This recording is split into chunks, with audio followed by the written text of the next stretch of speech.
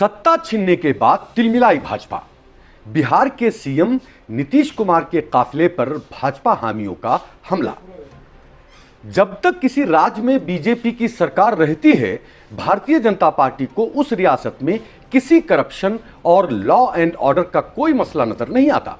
लेकिन जो ही सत्ता से बाहर होती है, उसके समर्थक लॉ एंड ऑर्डर खुद ही हाथ में लेने लगते हैं। जी हां, बात कर रहा हूं मैं बिहार की। बिहार में जैसे ही सत्ता से बीजेपी बाहर हुई और महाराष्ट्र की सियासी दुर्घटना बिहार में घटने से रोकने के लिए नीतीश कुमार ने जो ही पैंतरा बदला, भारतीय जनता पार्टी को नीतीश कुमार सबसे बुरे लगने लगे। बिहार के सीएम जो कल तक उसके दोस्त से, बीजेपी के समर्थकों ने उनके काफिले पर आज हमला बोल दिया। काफिले में शामिल सरकारी गाड़ियों पर लाठी डंडों की बारिश कर दी। हम आपको वो वीडियो दिखा दें जिसमें बीजेपी के समर्थक तांडव करते नजर आ रहे हैं। विधायक होते थे, पूरा देखते मार के सब तोड़ ताड़ दिए। सब प्रशासन की गाड़ी है, टोटल प्रशासन की गाड़ी है, टोटल पता नहीं किसका गाड़ी है।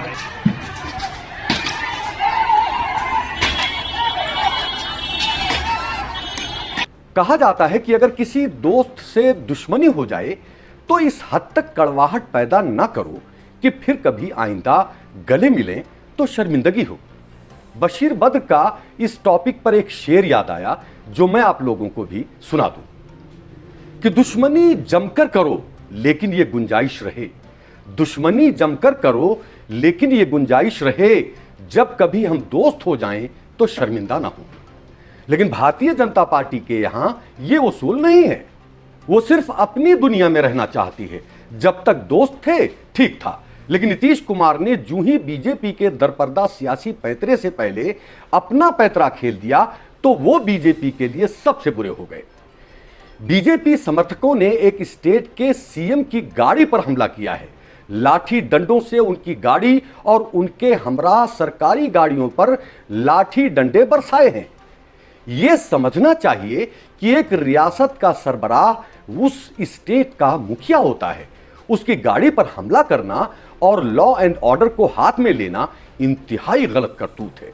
सवाल यह पैदा होता है कि अगर नीतीश कुमार जी हमले के वक्त अपनी गाड़ी में बैठे होते, मौजूद होते तो क्या होता? तस्वुर कीजिए, कल्पना कीजिए और बीजेपी समर्थकों की घिनौनी हरकत पर अफसोस कीजिए, क्योंकि इसके अलावा कोई चारा भी नहीं है। अब हम आपको पूरी घटना बता दें। दरअसल बिहार में सत्ता की तब्दीली के बाद से ही अपोजिशन लॉ एंड ऑर्डर के मसले पर नीतीश कुमार की लीडरशिप वाली महागठबंधन सरकार पर हमलावर है।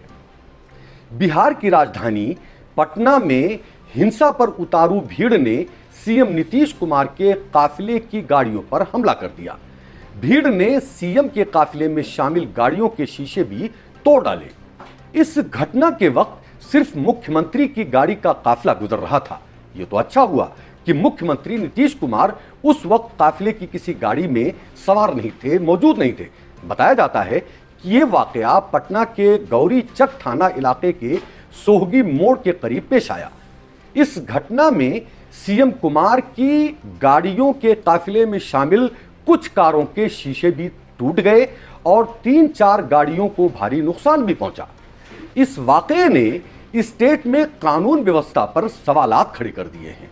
सोशल मीडिया पर लोगों ने इस हमले पर अपनी प्रतिक्रिया जाहिर की है।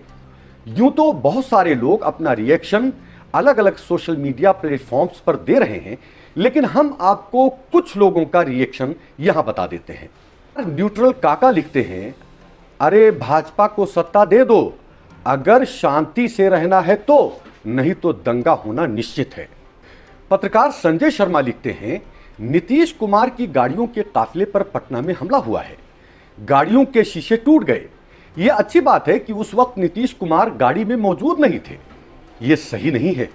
इस तरह की राजनीति बहुत खतरनाक दौर में पहुंचा देती है। कंचना यादव लिखती हैं, सत्ता जाने पर बौखलाए भाजपा के गुंडों ने मुख्यमंत्री नीतीश कुमार पर हमला कर दिया। राज्य में अशांति है, मुख्यमंत्री खुद सुरक्षित नहीं है तो औरों का क्या हाल होगा।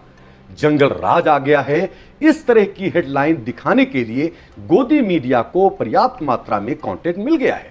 तो आपने देखा कि किस तरह भारतीय जनता पार्टी सत्ता जाने के बाद बौखलाई हुई है और तिलमिलाए उसके समर्थक सीएम नीतीश कुमार को भी नहीं बख्श रहे हैं। सवाल यह पैदा होता है कि क्या देश में इस तरह की राजनीति ठीक है? हमारे वीडियो को लाइक और शेयर जरूर करें और सब्सक्राइब भी कर लें ताकि हमारी सारी वीडियोस आप तक पहुंच जाया करें। जय हिंद।